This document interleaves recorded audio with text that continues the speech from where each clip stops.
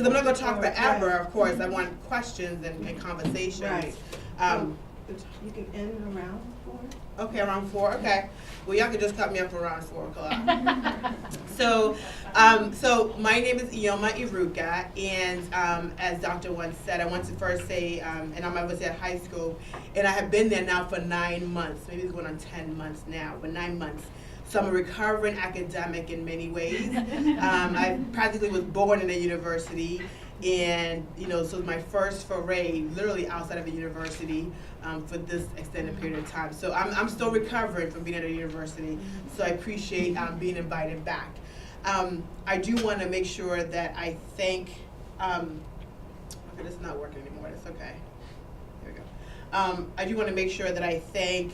Of course, Dr. Deborah Johnson for inviting me. She's been trying to cajole me to come here, and I come to Michigan every month. So I'm very honored that you invited me in, as well as Dr. Wong. And obviously want to thank Michigan State University. And of course, I see Dr. Hyde Fitzgerald here, as well as Dr. Marvin McKinney, who I've known for a long time. So thank you for inviting me to be part of this series. Of course, for Dr. Margaret Beal Spencer, it feels like I shouldn't be up here. We actually have a project together now funded by Foundation for Child Development, but so it's kind of like, oh my goodness, I'm following her. So very excited. And of course, the many, many people who make up a lot of my work and the way that I think. And of course, you who are here to hear me kind of do a little bit of blasting of people and things, and why Black girls are invisible to many, many things.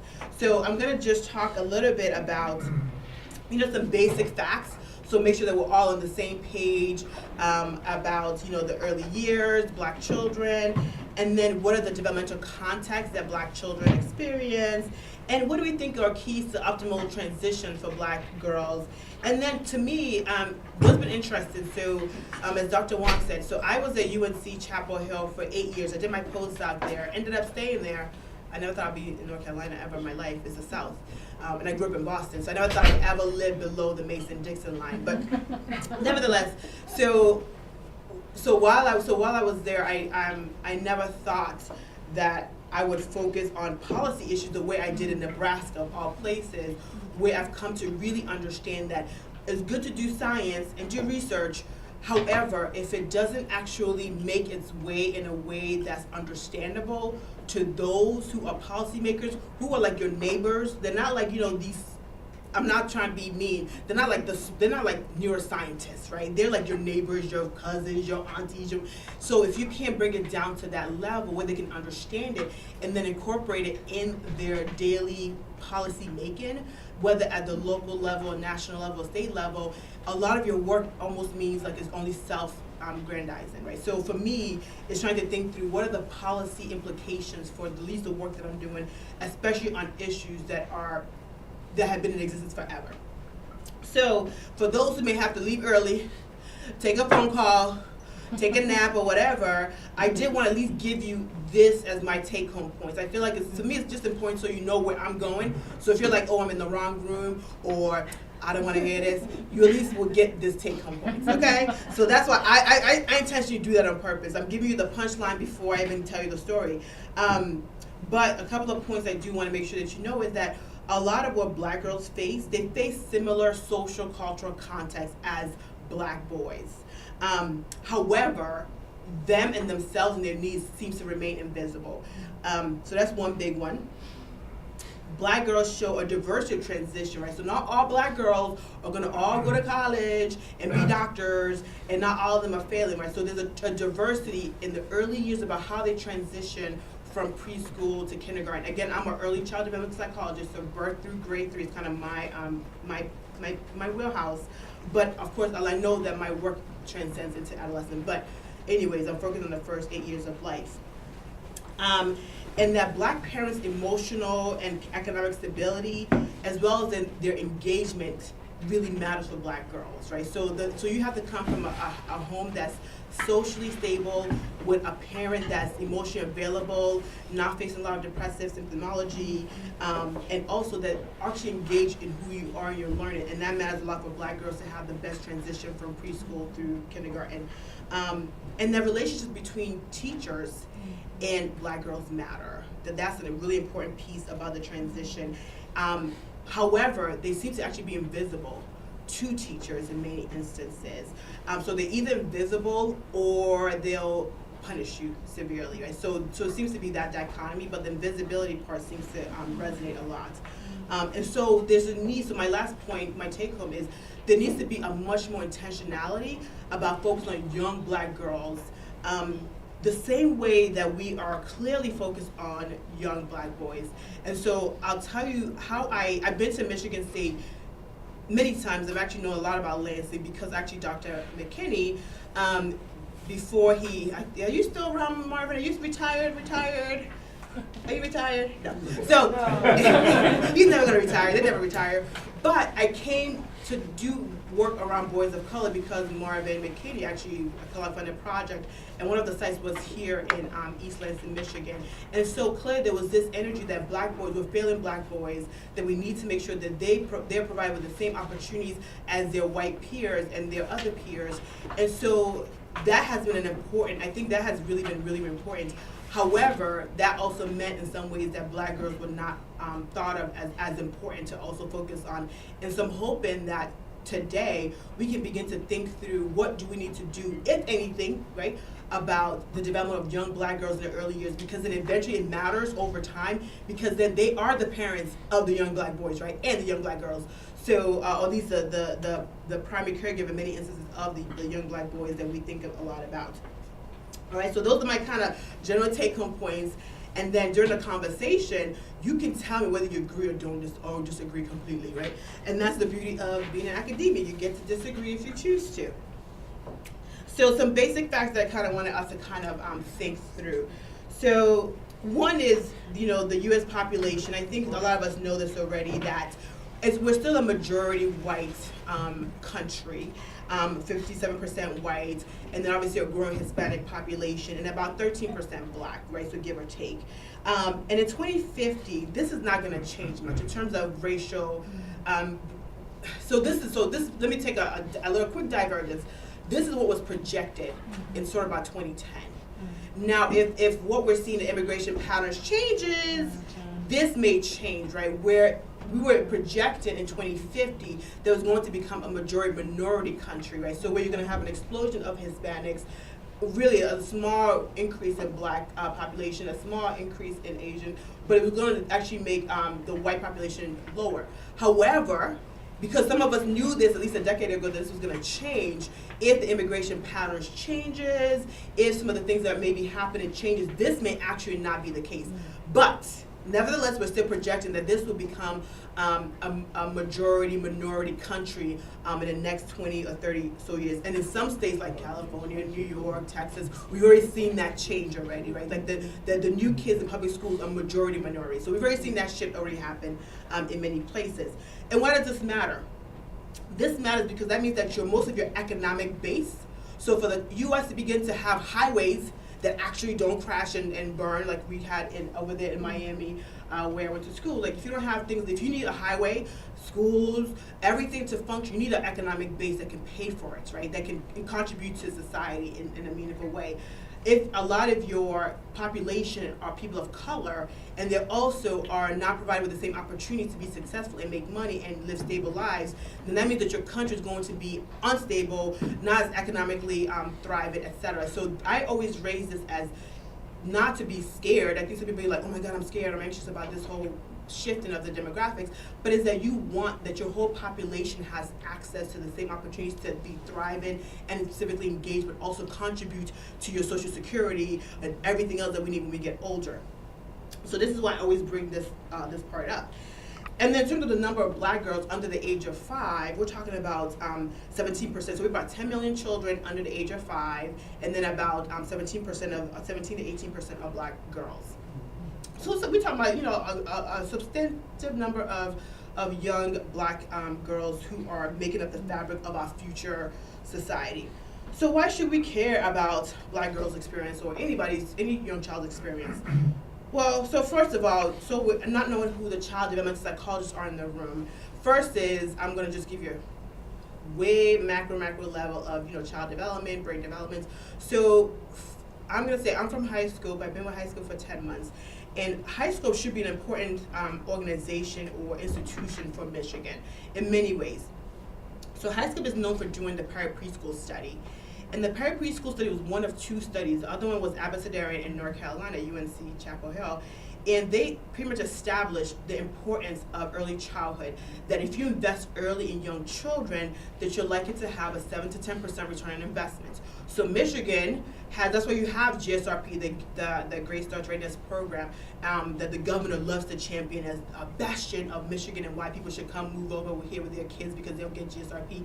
So it established that we need to support young children because it has this economic importance later on in terms of social services. So when you have early childhood early on, you're less likely to be in prison, you're likely to graduate, less likely to have kids early, less likely to use social services, less likely to be, so all the good things that people like to hear. So that's so preschool was done by High Scope, and it established that. So to me, that set the stage for a lot of things around preschool, early childhood, etc. So High Scope should be thought of as really a seminal place for Michigan and globally. People actually come to the High Scope campus to look at the demonstration preschool as really as important that we think of young children as having a mind, because your brain is developing, and that's why actually they understood that really early, that because your brain development is happening very early in life. And so if you don't have the right experiences, the right nurturance, that you're going to lose it. So you can see from this graph, at birth, there's not a lot of synapses, but really by 6 years old, a lot of the connectors are made, right? And so I'll show you this is a nice visual of that. So if you look at here, so this is, we kind of consider, because most of us consider this all of early learning, early childhood, but this part here is the first 5 years of life are so critical. And you can see this is when a lot of things are happening: vision, hearing, language development. So if you don't have that foundation early on, the sensitive periods of development, then we have a lot of catch up to do, right? So I don't know how much you keep up with the news here in Michigan. So of course the report comes out that Michigan invested $80 million in reading and the scores went down. One of 5 states where the scores went down. And so of course there's a whole panic about the public school system. Must suck. So, but I think I think they assume that, we'll give kids all this intensive reading at the age of 6 and 7, and they're going to read exactly when we want them to. And they don't understand that part of children's development, first it's developmental. Kids read at different stages, different times, but it's developmental in that if language and reading, all those things, you have to set it up early. And if you don't have that early, then you're going to be doing a lot of remediation later on. And so when you can invest $80 million, which is minimal really, you can invest $80 million, but it's not going to solve the problem if you don't ensure that all the children who need it get the best start in life. So that's why I say the early years matters. And so I'm focused on the early years because I want to sort of say, if we don't set it up right, so think about where, Michigan, and we think about cars. So if you have a faulty engine, the brakes don't work, everything is not connected right. If you have a faulty engine, that car is not going to work or start right. It's not consistent. So it's the same thing as your brain development, as your own development. If it's not done right, it could really burn out, right? And so the same thing, if it's not done right, we then have to do a lot in the back end to make it quote unquote work right. And that's what we're trying to sort of establish. So in terms of looking at sort of black girls in context, and I should say this, yes, I'm a black female, and I should have been doing this work forever, but I didn't actually start down the route of black girls until more in the recent times, because I was doing more of the black boys' work, because I felt like that's where we need the energy, because I'm seeing I'm like you, I'm looking at all the data and all the narratives saying that, oh my God, we need to support black males and black boys to be better, we need to change the system that they're part of, we need to make sure that they live. So I'm hearing that, and that's work I'm engaged and focused on. And I forgot what it was that I either saw that I really said in the end of it, I think there's a problem. The black boys don't just come out of a vacuum. There's something else where we have to think through that there's a whole other thing that they were born to, mostly black mothers. And so it really sort of had me come back to what are the experiences that black women, and me obviously as a black female, what are the experiences that I have, and then having a son, what am I going to do to either perpetuate or not the experience that they have. So a lot of times before, so years ago, I would show this slide, which is the sentencing project, right? And we use a lot of this to substantiate why, the whole prison industry, et cetera. And you see that for black men, it's 1 out of 3. Shocking, right? So literally, there's 3 black men in here. Well, 1, 2, 3, 4. There's 4 that look phenotypically black. And the chance that 1 or 2 of them are either going to be in prison their lifetime, right? So this is like, oh my goodness, what do we do to stop this from happening, right? So that's why we focus on black boys. However, and the same slide, it's always been here, is that 1 out of 18 black women are likely to be in prison in their lifetime. And that's compared to 1 out of 45 for Latina women and 1 out of 111 for white women. So you can see that, and then imagine that black women usually are the females who are the primary caregivers for many historical and social political reasons. But imagine if women are now being imprisoned much more. That means that most of them are going to have babies in prison, are going to have kids who are outside, who are having to visit their incarcerated mothers. So think about the likelihood of being in prison for a black female. Okay, so that's when they're older. Now, I'm trying to tell you that. So a lot of times, all this data was there to tell us something isn't right. So this is one of the data that a lot of us use to finally substantiate that there was a problem in terms of how black boys were being treated. So the Office of Civil Rights started collecting data on suspension expulsion. And they discovered so mind you, I would say a lot of us knew this was happening, right? So we all had our, little studies, or at least had our, my son got, so we knew these stories, but to have actual quantifiable data that was from the federal government, that could not be debated because of your bias as a black person or whatever it may be. But it's substantial that if black children make up 18% of the preschool population, but they make up for almost half of it, then there must be a problem. And they focus really laser on the black boys. So black boys made up 19% of the preschool population, but accounted for 45%. Compared to white children who were make up 43% of the population, and then also was suspended by 26% of the time. However, if you look under that, black girls make up 20% of the preschool population for females, but account for 54%. So here I've been focusing on the black boys, and it's 20% they make up 19%, but they account for almost 50%. Black girls make up 20%, about the same number as the black boys in the gender, but they account for 54%. So they were actually being overly suspended, and we weren't. So that narrative was not even in there. So now, because we assume that of course it's the black boys, right? They're the ones who are more aggressive. They're gonna be tossed out, all those things. But this same data, when you actually unpack it, actually showed that black girls were actually being over-suspended. So they were being overly disciplined. And of course, we can argue for what? Again, this is preschool, right? So we're talking about 3 to 4-year-olds. So those who have 3 or 4-year-olds, or at least have nieces and nephews, 3 or 4-year-olds. So imagine your 3 or 4-year-old being suspended or being expelled, like saying, get out, don't come back, we don't want to see you anymore, you're gone, gone, right? And a lot of times, it's not that the suspension or expulsion is because of they're bringing knives to school. This is not what we're talking about. This is where they find this child to be quote unquote disruptive to the rest of the class, or quote unquote being it's a danger, right? So the code words that people use are danger, very disruptive. But again, I'm saying, but they're 3 and 4-year-olds, right? So if you imagine a 3 and 4-year-old, if you have them, and I have them a lot, I have 2 of them in my house, they are gonna be, especially if they're bored. And so I won't. In this one, I won't talk too much about the quality environment that they're in schools, right? But if you're in a non-enriching environment where you're probably not feeling nurtured or feeling connected, and you're not being talked to, you're probably gonna misbehave. You're probably not going to want to be there. You're probably going to be like, oh my God, I'm so bored, but I don't have the language to tell you that I'm bored to tears, or that I don't feel connected to what you're talking about, or whatever. So as a kid, kids don't have the full complex language that we have as adults, but their behaviors is the way that they communicate, especially as 3 and 4-year-olds. So this data also showed this overly discriminatory practices in early childhood, right? So then, who's heard of Walter Gilliam? Okay, good.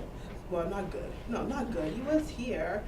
Maybe he wasn't at MSU, but he was here. Thank you, Marvin. So Walter Gilliam is a professor at Yale. And he did a study basically trying to show that bias does exist in preschool classrooms. So what he basically did is that he told teachers, so preschool teachers, each of them, that wear headphones, watch a video of challenging behaviors.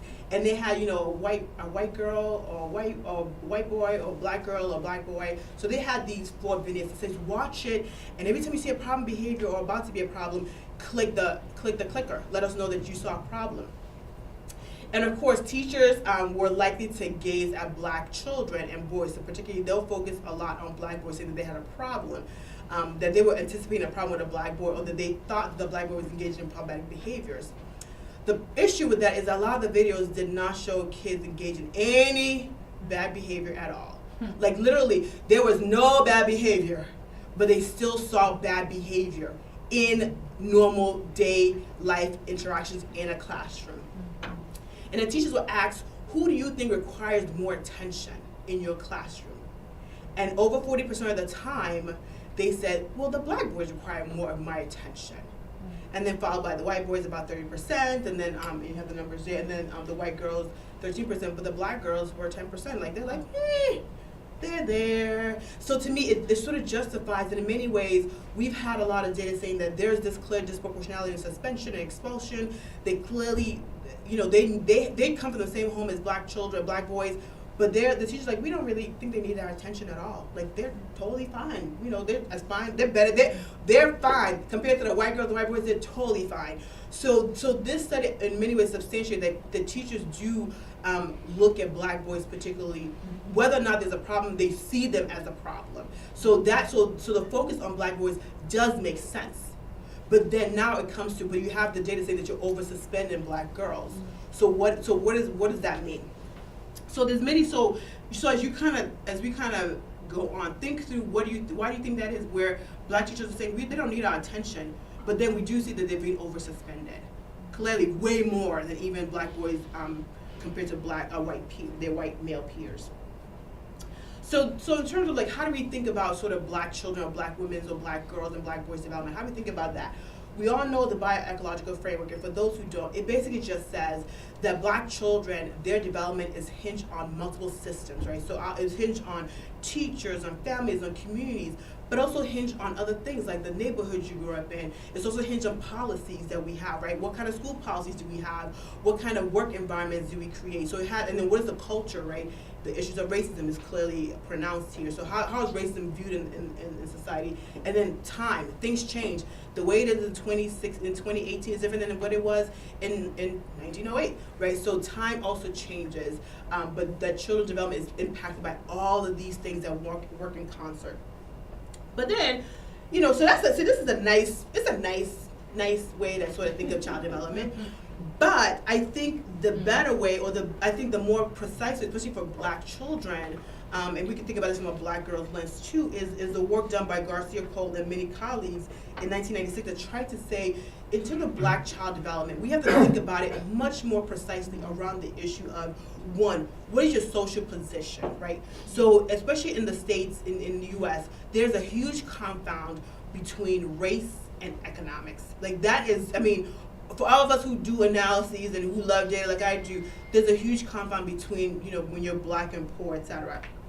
There's also an issue of gender, right? So in terms of male, females, there's all those different things. There's also the issue of ethnicity, right? So you could be black, and I was talking with some of the students today, there's black and then there's black, right? So there's black if you're from the African diaspora, right? So if you're, African or from the islands versus if you're from, your only history is really from the enslavement period. So that ethnicity, there may be something about that we have to think through.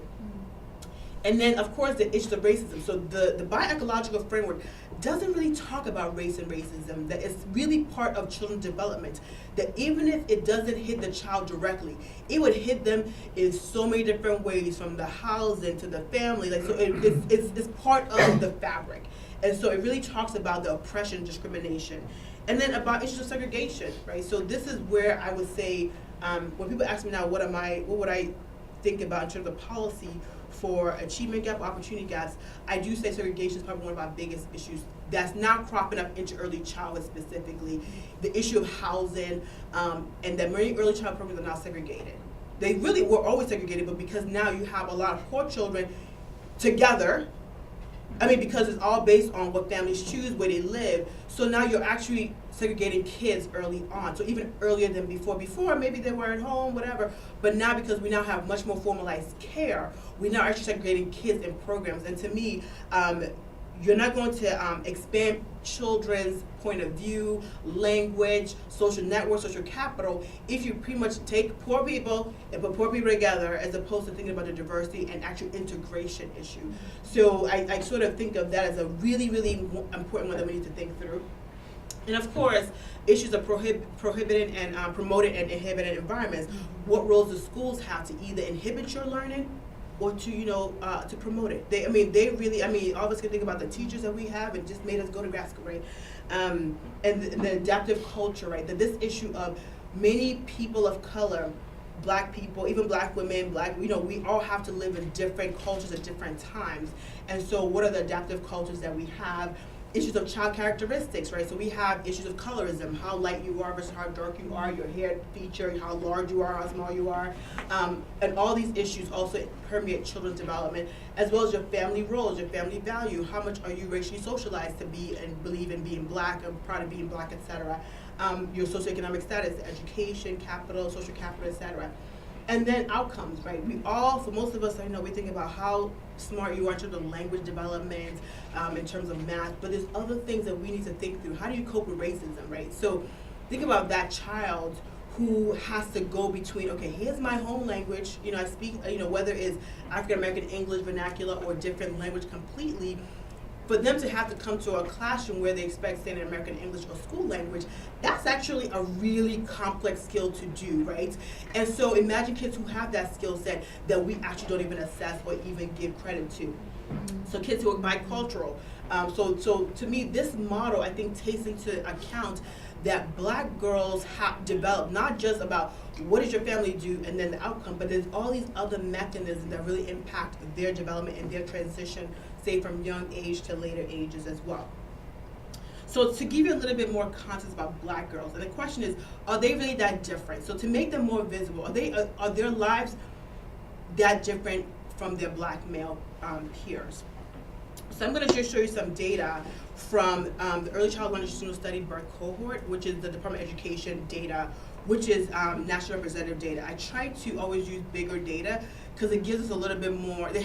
Sometimes it's not as in-depth as we want, but it gives us much more of that national picture that I think we all want to see. So this is about 900 or so black girls that they followed actually from 9 months old. So in terms of, when we look at some of the things we should think through, so birth weight, for example, is a big one. So birth weight actually a lot of times determines a lot of things later on in life. So if you're born low birth weight, there's likely chances of having some cognitive challenges, language delays, health issues, etc., which means then you may miss school, all those things. So here, we actually see that black females are actually likely to be born low birth weight, even compared to their black male peers, and even more so compared to their white males. So they're likely to be born low birth weight. So that's something for us to think about, who have young girls or who are going to be pregnant, that if you have a girl, you're likely to be born low birth weight. Again, regardless of income, right? So that's important to note. But they're likely to still be reported by their parents as having good health. So generally, there's not a lot of differences, but there is a little bit of a difference in that black females likely to have better health as reported by parents compared to black males. But generally, they report to have good health, even though they're likely to be born low birth weight. So I want you to keep looking at the black males versus the black females. I have my this working here. So looking at just these two groups, you can always look at the white males here, but likely to be born, likely to live below poverty. This does not change over time, sadly. So this does not change, but basically this is during their first 5 years of life. Likely to be in poverty, no differences there. And then obviously no differences there, likely to use public assistance. So again, there's no difference in terms of their social context, their socioeconomic context. They're likely to live the same life. Depressive symptomology in terms of depression. So this is where actually surprisingly, that they were actually, so parents were saying that, yeah, I'm likely to be more depressed. Most black families do not report. They're likely to be more depressed, but they're likely to actually go for services, at least formal services for depression. But you do see here that there's, in terms of depression, it seems the same. Likely to be in child care, some sort of out-of-home care. Again, this is because mothers have to work, right? They're working, which means they're not at home. Most people think that people are lazy, but they're actually working. Working low-wage jobs, low-standard jobs, but they're working. And so a lot of the kids are in out-of-home care. So about 2/3. This is actually higher now, about 60%. So again, no differences in terms of their early experiences. However, when it comes to parenting, we do see that Black parents like to say that they have more positive parenting with their child. So actually based on videos. So we call videos of parents and their child interacting, whether with a toy or with a book. We do see that that parents, and most of them are usually mothers for the most part in the national data set, that mothers are reported, or at least are being seen as being engaged in more sensitive and nurturing interaction with their girls than their boys. But there's no difference in intrusiveness. So intrusiveness is kind of, when we code how much is it more adult-centered? Like you're saying, let me show you how to do the toy, let me take it, I'll show you, do this, do that, like a little bit more command and control. But it's not different in terms of for Black females, but it's clearly significantly different compared to white males. But we can talk about this later, but the literature does sometimes suggest that intrusiveness is not that bad for Black kids for many reasons, because it's more of we're trying to control you to protect you. Right? So it's not about we're trying to control you and not give you autonomy, but we're trying to really protect you. And with it, in the space of positive parenting, and intrusiveness is actually much more of a buffer for Black kids. But you do see there's not a difference between girls and boys. And then here to the literacy activity. So now again, this is where it may become, we may see some of the differences. That so Black girls have experienced more positive parenting and more literacy activities or language-rich activities. So this is Black boys versus Black girls. There's a little bit more. And this actually harkens back to a conversation we were having at lunchtime with some of your great graduate students. And one of the students talked about how her mother expected her to graduate, go to school, be a good learner. And so she may do things that supports that, whereas her brother is not given the same kind of experience where it's all about sports or video games, but not given this language-rich experience. And so do we set up boys in a different way than we do girls? It could be that. But turning to the environment, when we look at sort of in terms of neighborhoods and environments, we do see, which of course they're the same homes, that Black children likely to be in urban communities, right, 90% or so, versus 78% for white males.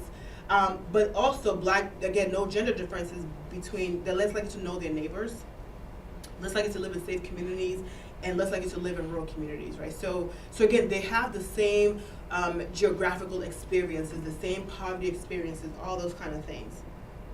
So in sum, to me, the data suggests that Black girls are likely to have the same family home experience as their Black male counterparts. Poverty rates are the same, depressive mother, low quality community environment, likely to be in child care attendance, and and experience intrusive parenting. But there were some exceptions, right? That they were likely to have much more of positive, sensitive nurturance with their parents, but they're likely to be born low birth weight. So there's some positives on one end, but they're likely to be born low birth weight, which has other risk factors attached to it. So now I just want to kind of turn to the issue of school transition. Because, and I've done the study with Black boys, and so I'll show you kind of what does that mean and what is the invisibility about. So this is data again from the U.S. Department of Education looking at school transition from preschool to kindergarten. This is where the rub comes in for a lot of policymakers, and that's why there's a whole focus on how kindergarten ready are kids, what should we be doing to prepare kids for school, yada, yada, yada. So this data looks at how children are from preschool then to kindergarten. So if you can see the tick mark, so this is expressive language. So this is preschool and this is kindergarten. And same thing with reading, preschool, kindergarten, the same thing with math, aggressive. So basically this is data, so children were directly assessed in their language, in their math, so both in reading, language, math, and then teachers rated them on aggression or oppositional behavior, on interpersonal skills, right? So this is different teachers, a pre-K teacher and a kindergarten teacher, so over time. And then this is approaches to learning, which is how engaged are children, how flexible are children, how persistent are the children. This is a little bit of that behavioral executive function stuff that you hear a lot about. So this is that behavioral marker. And then anxiety levels. And so this is how are girls transitioning from preschool to kindergarten. And so we did latent cluster analyses, and 3 groups emerged. And so you have, so I'm going to start with this red group here, right? So this is we call a struggling learner group. and they make up about 30%. So they make up 30%. So mind you, this is the average. So everything is Z scored. So everything is average here. So if you're on 0, you're good. You're fine. It's all age adjusted. And so these girls are literally half a standard deviation on language, and even a whole standard deviation low on math, right? And really high on aggression. And then you see they're really low in terms of interpersonal skills, low in approaches to learning, which is how engaged and attentive are they, and then high on anxiety skills, right? So we call them our struggling learner. 30% of black girls from preschool to kindergarten, and they actually, sometimes they get worse, right? So they're already having challenges. So here they're already low, but they get lower. Again, it's not, and here they get lower. So this is math, they get lower. In aggression, they get higher in aggression. They get lower in interpersonal. So everything goes lower, with the exception of anxiety, but it's minimal. But yeah, so you can see the trend that the enter preschool already challenged, right, in terms of lower standard deviation, right, at least half and sometimes 1, which is really big. And then we see that it gets worse in kindergarten. And so, of course, I'm going to do one that looks later into 3rd grade and beyond. And so that's the first group, 30%. And then let's go to who we call consistent learner class, this blue group here. You can see they're pretty much on the mark, right? So you can see them, where they're like a little bit above average, just, pretty much on the average for a language, and then they tick up a little bit, right? And then here they're a little low on reading, but they tick up. So you see kind of they're consistent in terms, they're low on aggression, which is what you want. They tick up on interpersonal skills. They're really good students, and they're pretty stable. They have low anxiety. So this is your sort of consistent learner, and they make up over half of your black girl population, which is great. So yay! And then so this green group, I leave them for last for many reasons. They're the gifted learners, as we call them, and you can see they make up almost 20%, 17% of the group. And so you can see here they're above average on language, they're above average on reading, above average on math. The problem we see here, and I'm going to point out to you, is that they keep dropping. So you see here, this is language. They drop in kindergarten. This is them in reading. They drop. They're still gifted and high, but you see there's a pattern, they keep dropping here. Their aggression is, fine, right? They're good interpersonally. So that means that, their interpersonal skills is pretty strong, which means that they're probably assertive. They're probably quite vocal. They know how to negotiate. They have really strong interpersonal skills. They know how to pay attention. They know how to focus, and they have low anxiety. So they're probably confident girls. But the problem that we're going to have is that you see this drop that happens, right? So it's not like people all of a sudden like, you're smart and you get dumb. Yes, things get challenging, but you sort of question this issue of the drop that happens around gifted learners. Whereas you have this blue group here, right, who are seeing increases, but a group that's gifted to drop, and then we'll see what happens over time. So the question is, so you have a diversity of transition that's happening for black girls, where that we clearly assume that all black girls are successful, they're gonna be fine, let's not focus on them. But we have a third of our black girls who are clearly having some strong challenges, not just like low, but a whole standard deviation low on numeracy skills, but also showing high aggression. So these are clearly probably the girls that are likely to get suspended, right? Because now teachers are rating them across the board as really having big challenges. So this is where it becomes a problem. But they only make up 30% of our kids, though. When we have 54% of suspension, so they got to come from somewhere else, which is some of these other girls here.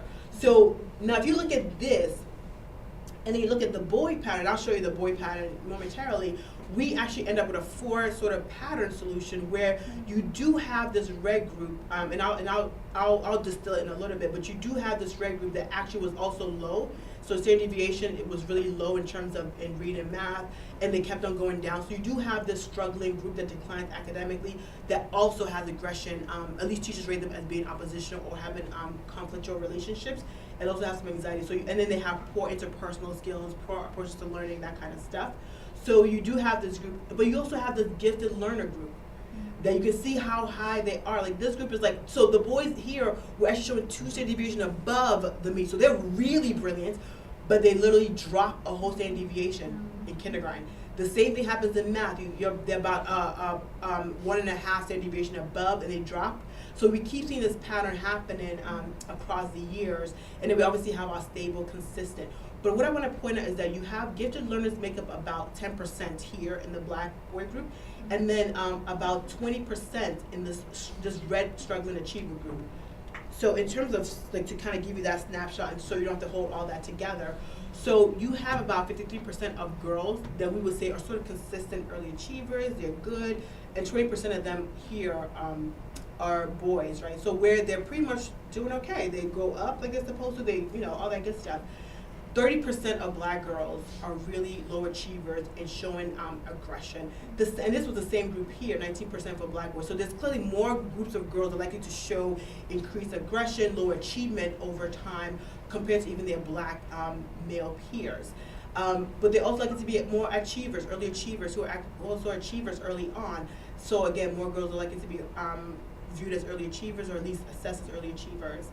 But the issue, and this is where the invisibility part comes, is that if you saw the boys here, the purple group here, you see that there's a lot of movements here. So these are the boys who are clearly low. Like this one, like this group, they were like half a standard deviation low on reading, and you can see them coming up to average. The same thing in math. So clearly, this purple group is getting some attention to see that level of movement, which is for half a standard deviation, to increase the half a standard deviation from preschool to kindergarten. Something has to be happening, right?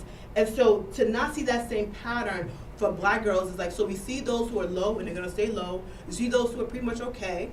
And you see those who are early achievers. You don't see the group that's actually getting that attention and intentionality to help, to support them to move up, right? So they probably don't qualify for like an IEP, right? But they clearly have some signs that, you know what, I need some help, so I need some intentional individualization for me. But we're seeing that for the black boys, which I think is a positive for all the work that we've been doing. But it says that for the girls, where is this group of girls? Because we have 30%, and that's why I would argue that the 30% for the black boys may have been here.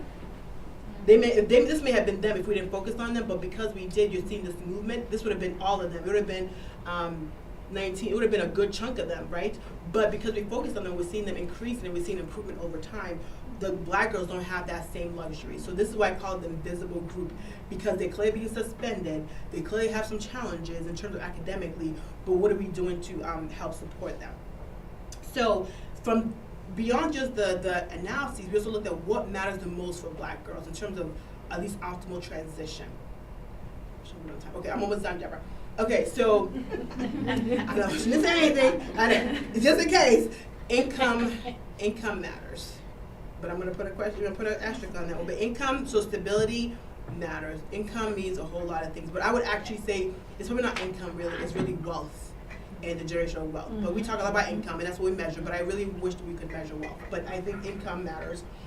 And parents who are actually less intrusive. So it's not like the parents have to go overly into the extra nurturing. Oh my goodness, how are no? They just need to be less harsh with their girls. I think, and we see that in some of the at least ethnographic literature about that mothers tend to be a little bit more harsher with their girls and protect their boys, because probably they're like, your survival is what I'm focused on, and so they may do the opposite. So less intrusive parenting seems to matter the most for black girls to be in the most optimal group.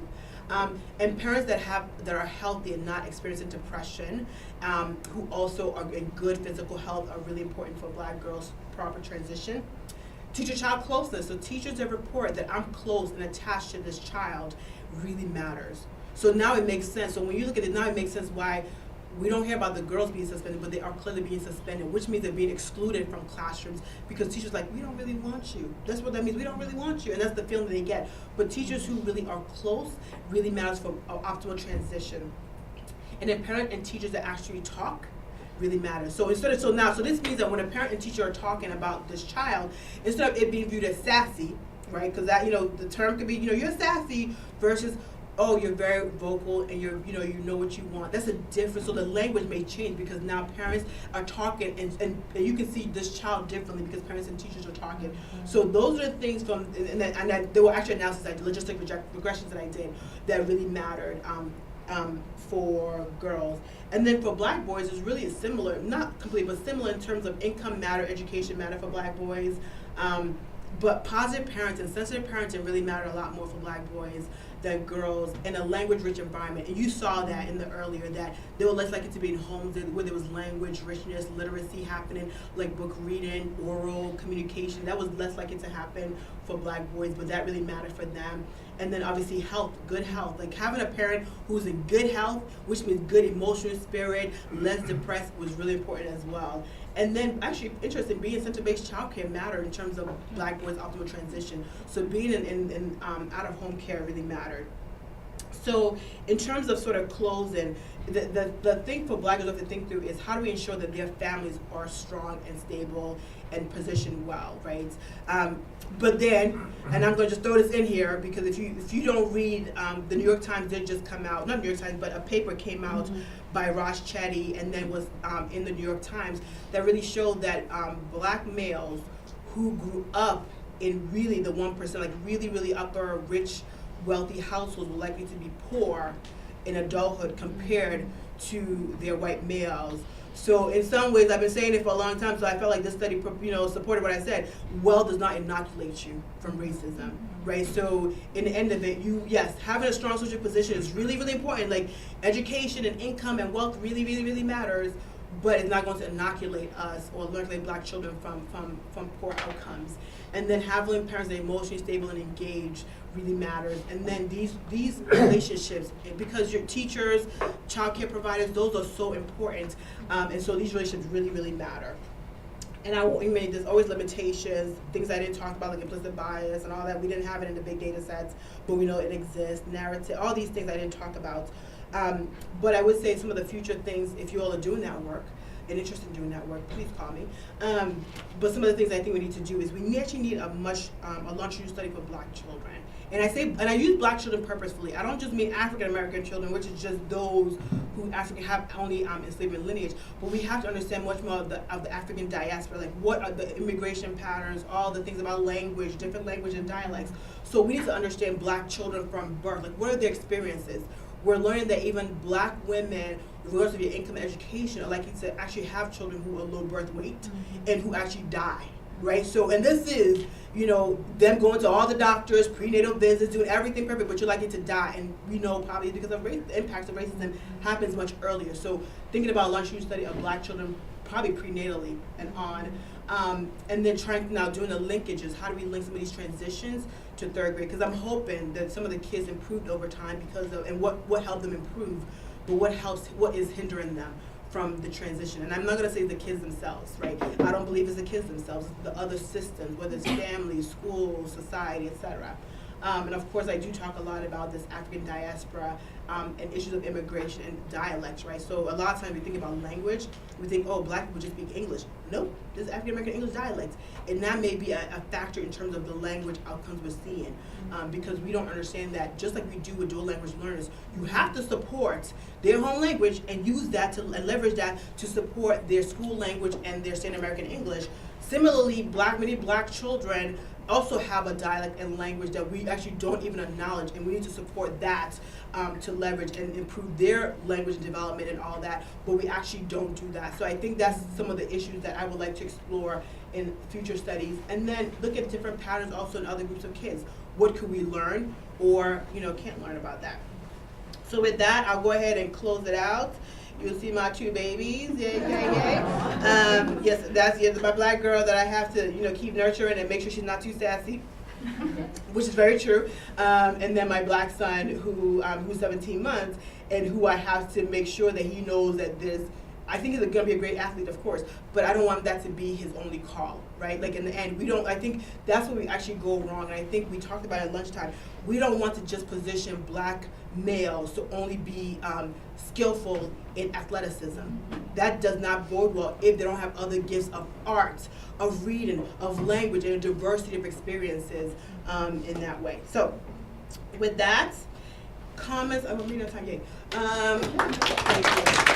And I speak fast, I try to get it in, I speak fast, so I hope you catch that. She's open for questions for a bit, and please make sure you sign in or sign in before you leave the room. Thank you. Okay. Me?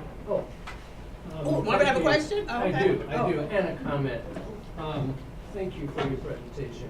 One of the things I like about it, and one of my comments is, how do we promote the takeaways from your research and not get into a competitive divide and conquer thing or hierarchy of victimization between black boys and black girls? And what I liked about your presentation is that you really tried to balance that. But I could see that that's been an age-old strategy among minorities, women and men, about let's get into this hierarchy of victimization. So how do we promote your work without getting suckered into that bag? Yeah, I mean we fight that even from like you mentioned, from a racial, like, oh, the Latinos versus the African Americans versus the indigenous populations.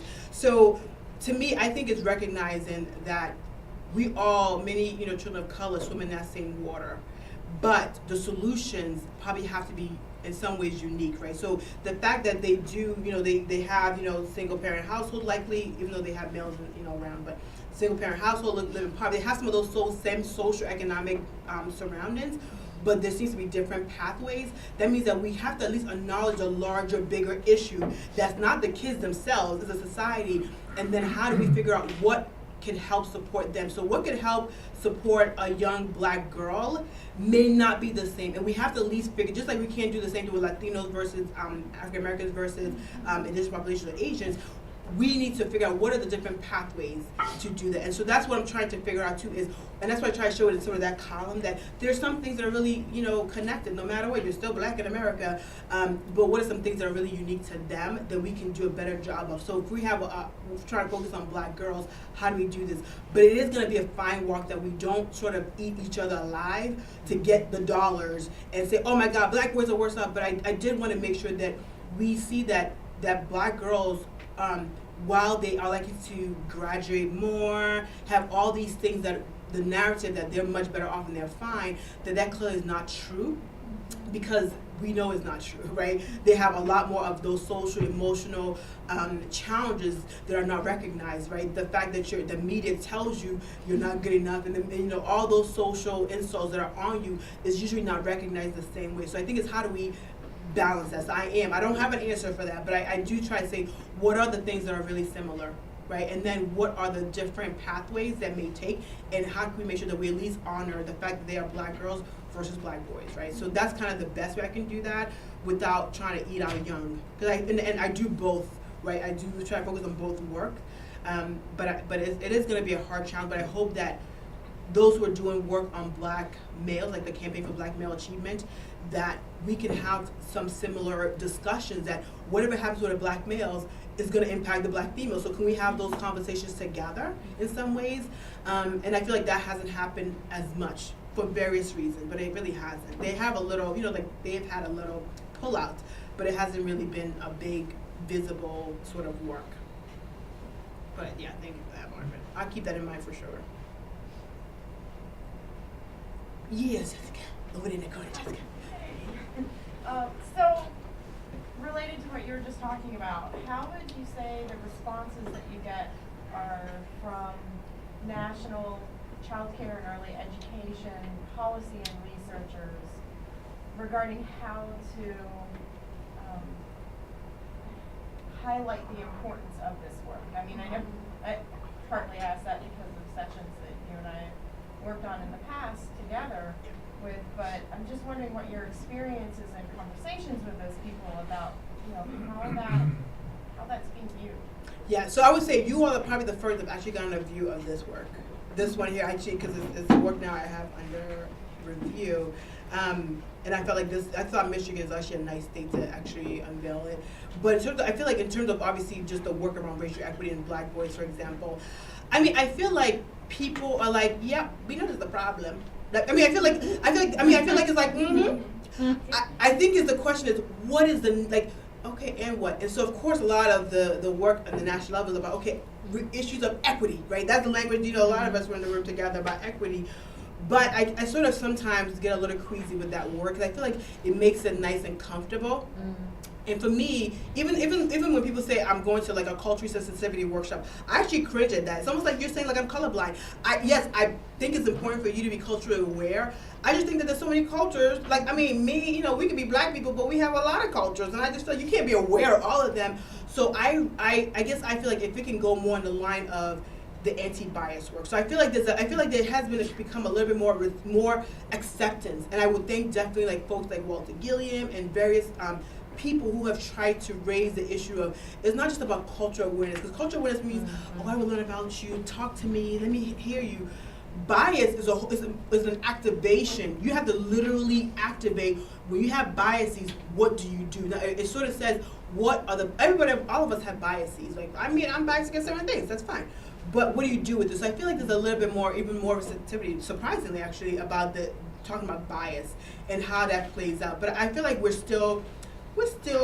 feel like it's a slow dance. I am hopeful. I feel like now the fact that we even have things on equity and people talking about racial equity, and when I hear even white people talking about institutional racism and structural racism, to me that is huge progress. In early childhood, that is huge progress for an entity that always says, I love all children, to actually acknowledge that, oh my goodness, we have racism in our midst. To me, that's really progress. I mean, has it changed anything in the data that we've seen? Absolutely not. But I think even conversation with like the National Association for Education of Young Children, NAYC, there's even more conversations on that, the workforce issue. I think that even the conversations have changed. People are now open to saying, yes, put racism in there, put bias in there. And I think that is actually a lot of progress that was not there even 5 years ago. So I definitely feel I'm optimistic, but I'm leery optimistic. Because this is hard. This is really, I mean, our U.S. was made on racism.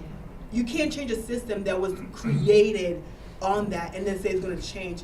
And so I just want to be realistic enough, but I am hopeful they may change in my children's lifetime, but I am hopeful. But I do think people are more receptive to that. At least they don't leave the room and take a phone call. Thanks for that question. Yes. Thank you. This is challenging my brain in a really nice way.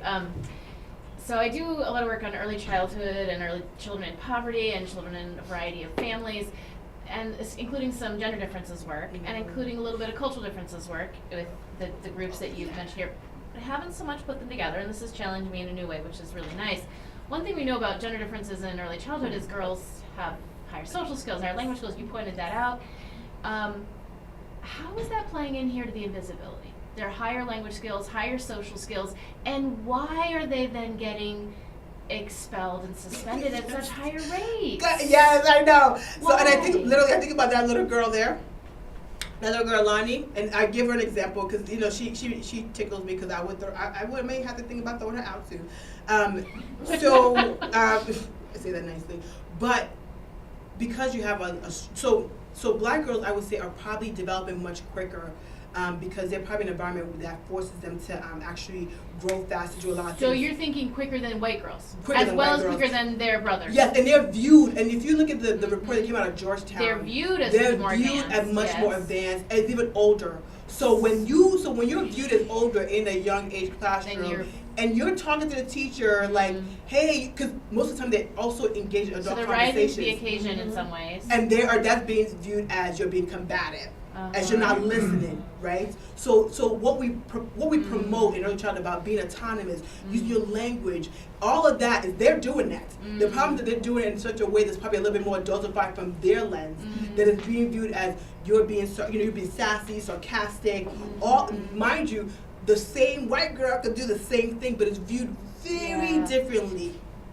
Okay, but then I have a question. So the white girl's doing the same thing, but could there be a cultural mismatch essentially in the way that the girls are viewed, right? So early childhood is populated by white women.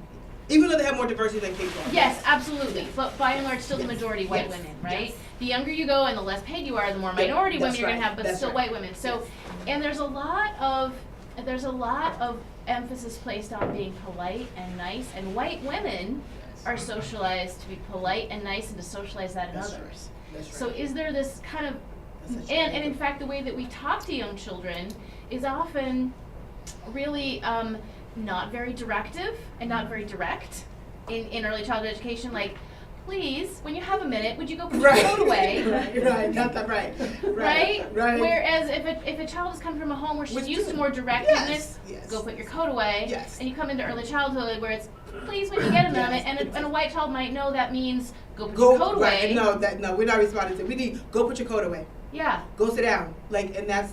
If that's what the teacher wants and expects, then Yes. that's teachers, right? Yeah. So do we need to, I guess when we take in the next step into anti-bias, what Yeah. kind of awareness do we need to raise in our white early child educators around their own socialization Yes. as white women, largely? Yes.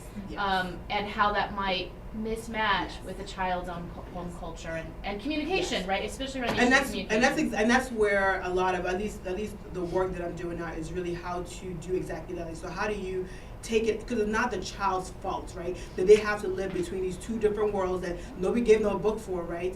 And so that is the next part is really for adults, right? So now these are adult problems being put on young children. So you're spot on. That's exactly the next step. And I think even Jessica, to your point, that is the next point is about how do we at least train teachers to recognize their own, how they view things is different. And the Walter Gilliam study really showed that the same, that you're viewing certain kids a different way. And so the question is, how do you, like, what is your biases? And if you are aware of it, right? So we now have ways where we can make you aware that you have these biases. Then the question is, what do you do about it, right? So then we have to be much more, because some people then feel guilty, and then they do, Right. then they go the up, Defensive. and it's not going to work, right? So we're trying to figure out, and I think that's where the workforce is, figure that part as well. But again, this is a workforce that I think has a lot on their shoulders, that are underpaid, there's a whole lot. And so the question is, how much can we expect a workforce of this caliber to deal with all the society ills? And that's a struggle. What I struggle with is, do we have to, I don't want to say crash and burn it, but we do have to think through what is possible.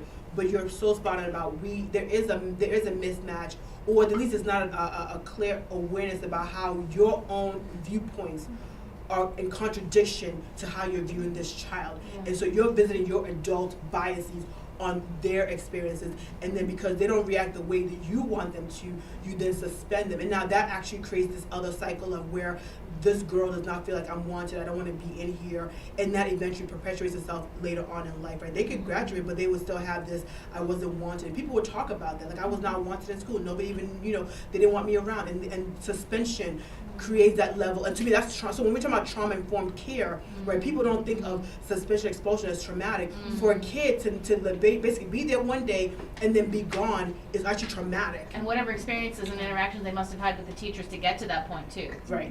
Which can't have been good. No. And then a lot of kids know that ahead of time. A lot of kids actually know when teachers don't like them. They know that kids are pretty like, oh, she don't like me. And they know that. And so they either try to find a way to get away or just probably remain invisible, right? That's kind of your plan of action. Would you hypothesize that for some girls, their higher social and language skills will actually, really in the wrong context, get them in trouble? Yeah. Well, yes. Yeah. Yes. Like this one here. Yes. I know, but I actually do work. I actually literally, me and my husband do actually talk to her about, okay, Alani, like we say, we literally sit her down like, okay, Alani, so in class, you can't say that to Miss So-and-so. When you're talking to her, make sure you say this. So we literally have to train her to recognize the signals so that her language ability and all this does not sort of impugn her, right? And does not, so, because adults are sensitive beings, and because we recognize it as adults, so we have to actually train her to actually be very cognizant about, okay, no, you can't correct her, because she would correct you, she would correct your words, your reading, she would correct everything, and so we have to actually tell her, which is really unfair to her, right? Because as a child, you want them to develop and question and answer, but we also recognize that we don't want you to be viewed as this child who's combative, who doesn't listen. But that is true. Your language skills and social skills in some ways is not always viewed in the most positive light. We like to be quiet and polite, which is why I think Latinos tend to actually be rated higher on social skills. I'm like, you're ignoring them. They're shy, they're quiet. That doesn't mean that they don't need help and need your guidance and also your attention, right? So we tend to do a little bit of that. But yes, I'm tracking along with you. Yes. So I kind of have a follow-up question following Claire's point. So just thinking about the school transition work that you just done, especially for the kids who are higher for the black girls who are high achieving, they actually had a larger drop across school transition. And I think part of what you mentioned about the mismatch might be some of the reason, and I just wanted to see if you have other hypotheses regarding what's going on there, especially for that group. Yeah. So so this is what we've discovered. We always knew that something was happening between pre-K and K, right? At least in pre-K, you at least could find that they're much more about the whole child, all that stuff. And then the kindergarten environment is much more, it's a lot different. So we're thinking a lot of times that is, number one, they probably like to have a white teacher too, right? So early childhood is probably going to be, even if they have a white teacher, maybe the teacher's a little bit more about the whole child, social emotional development, all the stuff that we want in a teacher in terms of social emotional functioning. In kindergarten, it's probably a lot more of a teacher who's definitely not like you, right? So in most public schools, your teacher's definitely not like you in any ways. And so we think that some of that mismatch is definitely part of it. But also the environment has changed completely, right? And as a gifted learner, you really are probably not going to be in a gifted class. Because a lot of times, if you think about it in terms of giftedness, about 4% of the giftedness is black children. But you can see there's actually a lot more gifted children. That means if you're a gifted child in a classroom, you're probably bored to tears. And so that means you see the behavior tick up a little bit, the bad behavior, quote unquote bad behavior, because they really are not engaged because it's not individualized. So most public school is not going to teach kids who are at the higher end. They're going to probably teach kids probably at that lower end. And maybe because the teachers, we won't talk about teachers that badly, but the teachers probably aren't skilled unless you're in sort of a specific program to teach gifted children. So it's likely that they probably did drop because they're literally not being stimulated.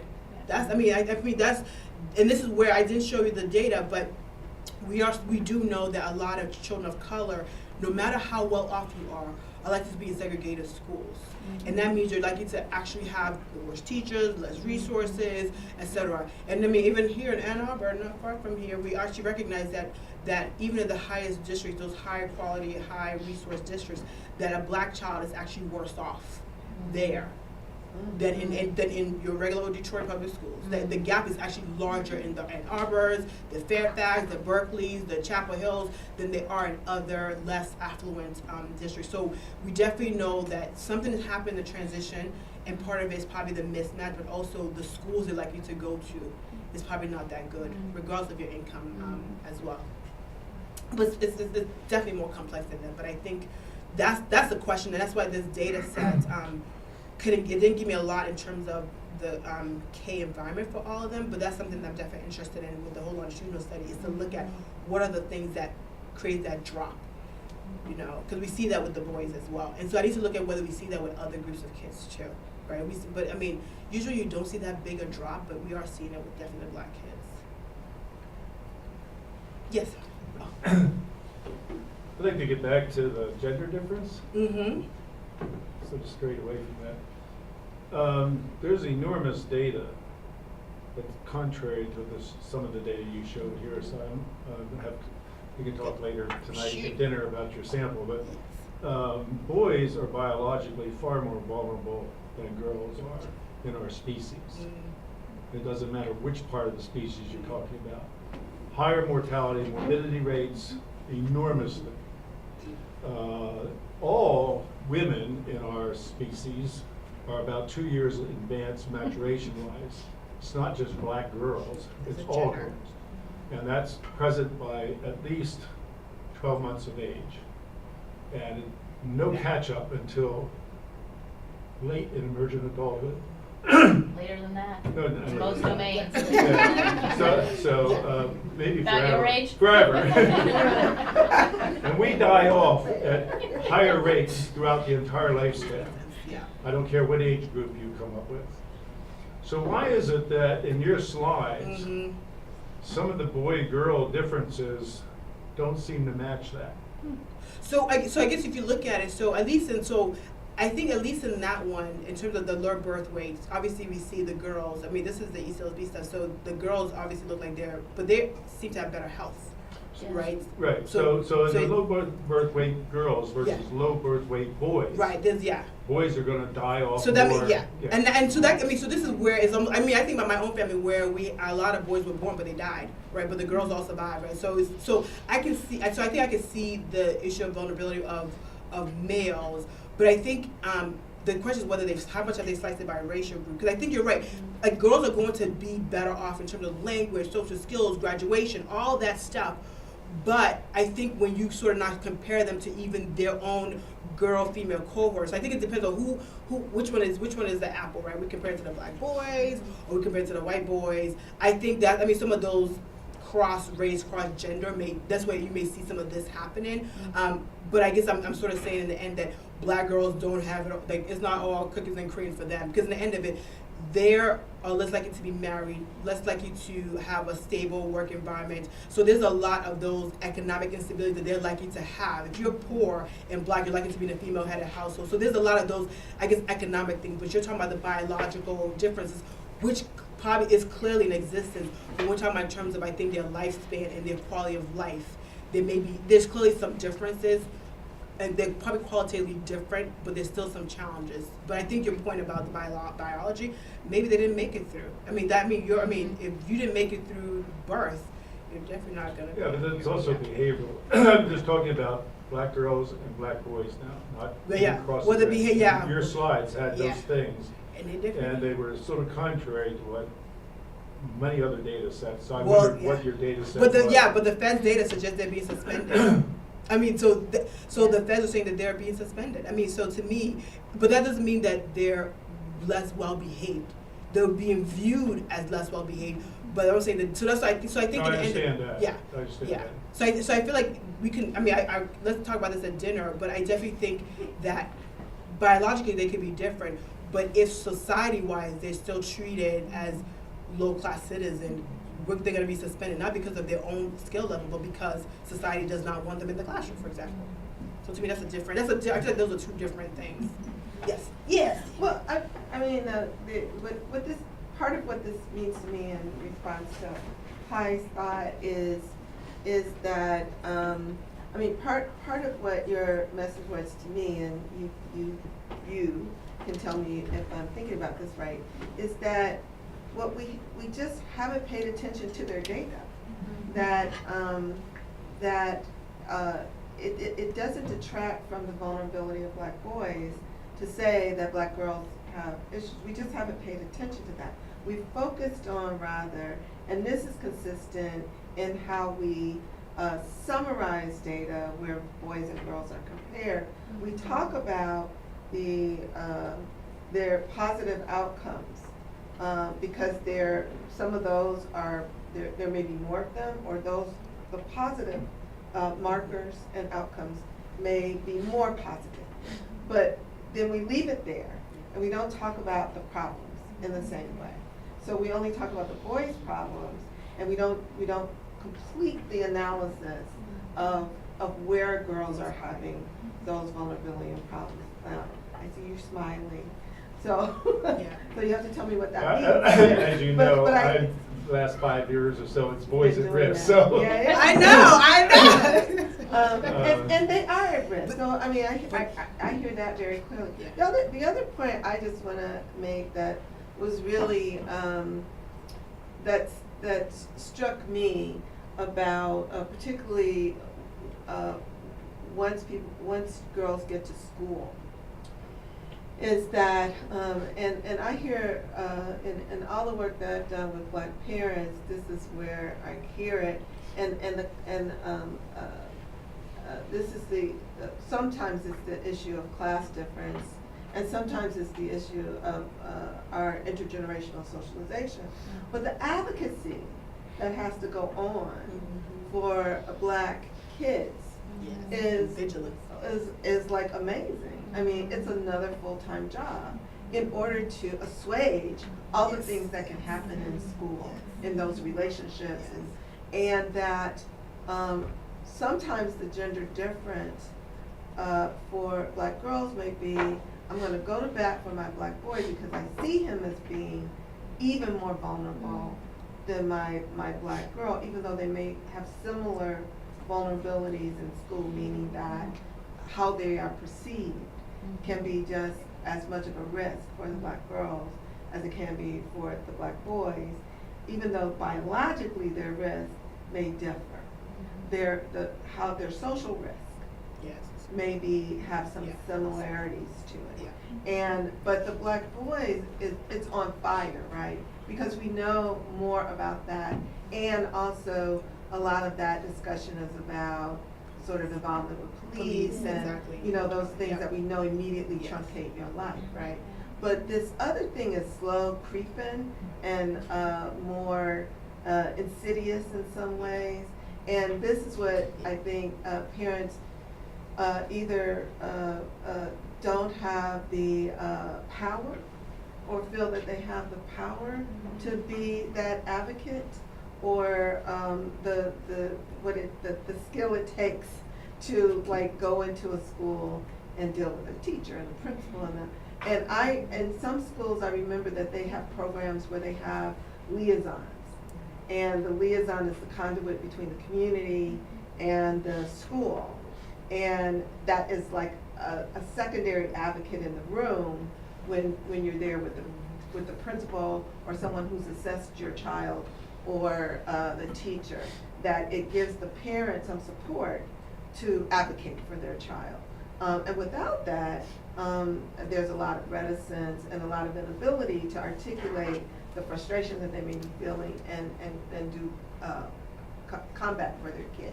Middle class, upper class university faculty, they will go to school and go to bat, but it's not less stressful for them. But they have to, and then they feel like they're fighting that battle every day. All the way through high school. We're gonna have an interesting dinner. But I think Deborah T was making a point about, so number 8, I think you have to also be vigilant, right? So black Yeah. parents have to be vigilant as well, which is the hashtag Yeah. Stay Woke. But the police thing, this is another sign of invisibility. There are a lot of black men that are brutalized by the police, right? It didn't rise to the same level. Like, so we had, one who was actually killed in prison. We've had a lot of that. We had the black little girl that was chained up in Chicago and one in LA. So we've had incidences that is visually showing the violence against black women and black girls by police officials. Again, they were made aware of it, but it didn't rise to the same level. So again, so forgetting the biological piece, socially, the fact that we do have these videoed visual examples and we don't have the same sort of response to it in the same way, to me, again, under sort of lies this issue of how the issues of women, and then if you not add the other layer of black women on it, really creates more of that visibility. So when you get the police, I'm like, there's many examples, there's many of literally being brutalized by the police, right, that has not gotten to that point and killed by one. So I do question the extent to which we maybe, this is where how much we appreciate and don't forget, black women were the ones who were being raped during enslavement period too, right? So a lot of that brutalization of black women has been part of U.S. history as well, and I think it just perpetuates itself in different ways. Mm-hmm. We just don't make it visible. Mm-hmm. Other questions, or have time for one or two more from those who have the gas? Those who don't agree, yes. One of the things Dr. Iruka that we had talked about earlier was this whole issue of caste and class. And as we look at your data, and we looked at the 48% and then the kids who were not achieving going forward, did you stratify that by economic class at all? Or did you just use the group data? Yes, I actually controlled for race. So this is sort of like a population. So I could break it out by SES and look at that. But I did not look at it by SES, but I did control to at least take into account the economic status of kids. The reason I pose that is about 10 years ago, Linda Burton, our friend Linda, talked about the adultification of young children. Yes. And in terms of looking at it from a class perspective, and in terms of that was more likely to happen in single-parent households. Right. And I wonder, in terms of boys and girls, are mothers more likely to adultify females than they are males, which to me suggests that these little girls are interacting as adults because they're being adultified, and when they go to the classroom, they're still interacting as adults. Yes, yes. And whether or not that was factored into your data. No, but I mean, when Claire was actually asking the question, she was asking about, that was kind of sort of what I was thinking too about, that their normal life tends to involve this issue of adultification, and so that's how they're used to it, as having these engaged conversations with adults, being direct, but that doesn't work in school. So I was actually thinking that, but no, it does not. It does not get at that level of richness, and so this is why I would love to do a lot more work about what are Black girls' experiences. You know, what makes them either susceptible or not to their either cognitive, social, emotional development. That would be to me. That's what I know Linda found in her work. I mean, we've thought about that with boys too. Maybe in like the little man, you now are not taking over your father's place, who's not here. So the question is, we hear it for both males and for females, and so so the answer to that, no, I did not look at that, but this data doesn't even have something like that. And our work Yeah. with little boys Yeah. suggests to us that these little boys are really trying very hard to find an identification model. Whatever Whatever that that model is, the is. mailman, the janitor, whatever, and I'm not sure it's the same for women. Right, because you have at least most of Right. our mothers' rights. You have a lot more females in the community. Yeah. No, so that's a good That's a question. different kind of risk too, right? So again, it doesn't take away from the risk of boys. Right. Boys have a very unique risk with the fact that they're trying to take on these adult roles without a strong role model for how to do that. The girls have a risk inherent in the fact that they're taking on these adult roles, and they have their generally mother or grandmother figure to emulate, but that's again creating a different kind of risk. Expectation, exactly. That was it. The burden. What's the book by Rochelle? The one you told me about, the burden. Right, there's a burden of Right. being this Black woman who's expected Right. to do well, no matter what, conquer the world, climb the mountains, all that good stuff. So thank you.